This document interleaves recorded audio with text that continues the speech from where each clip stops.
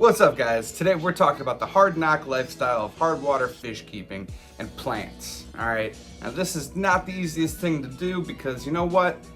To be honest, plants really like softer water.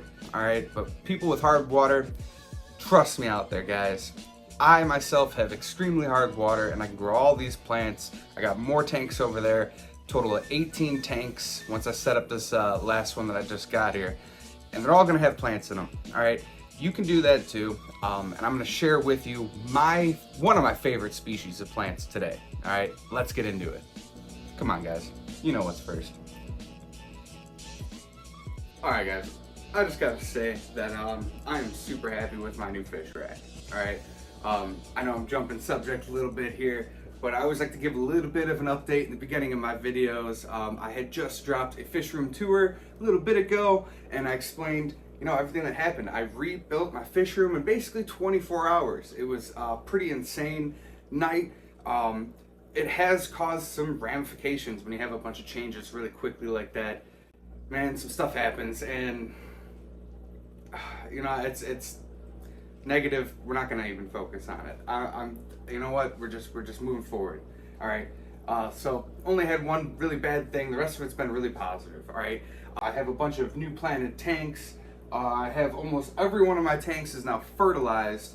It's in such that I'm using aqua soil. And we have fluval stratum, and I've been either mixing that with sand or I've been doing that with dirt. I've been doing dirted tanks as well. So to be honest, I'm starting to lean towards the aqua soil with the sand cap. It is a lot neater.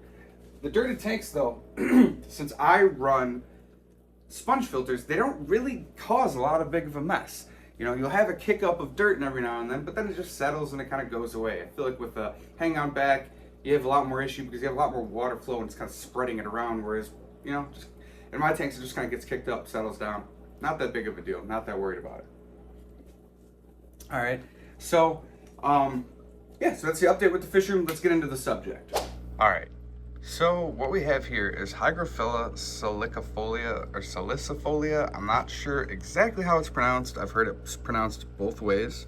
All right, but the common name is hygro blue. All right, so Hygrophila blue. You can see, I think it gets its blue because it's got definitely like a darker green leaf color here.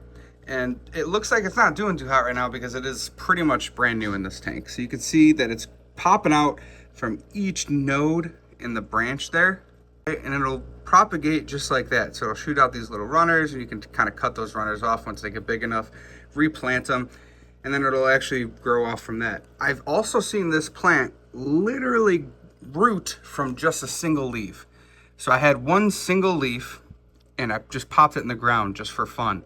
And it actually produced roots off of it. So I think that this is one of those plants that really can propagate rather easily. All right, so this is another one of my Aquarium plants, I'm pretty certain. See, this leaf is throwing me off right here. But I think this is Aquarium. It's got a lot of the lighter green growth.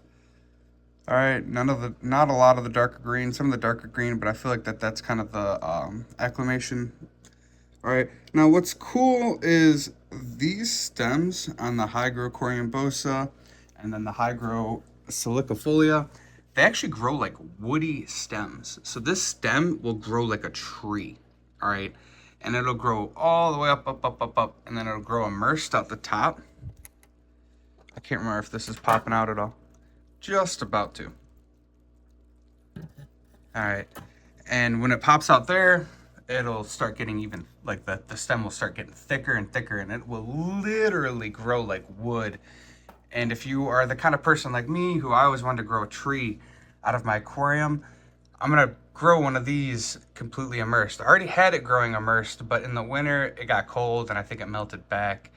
And it was also not in a dirt tank. It didn't have a lot of fertilizer. That was one that I had to throw fert tabs in every now and then. And I just didn't keep up with it.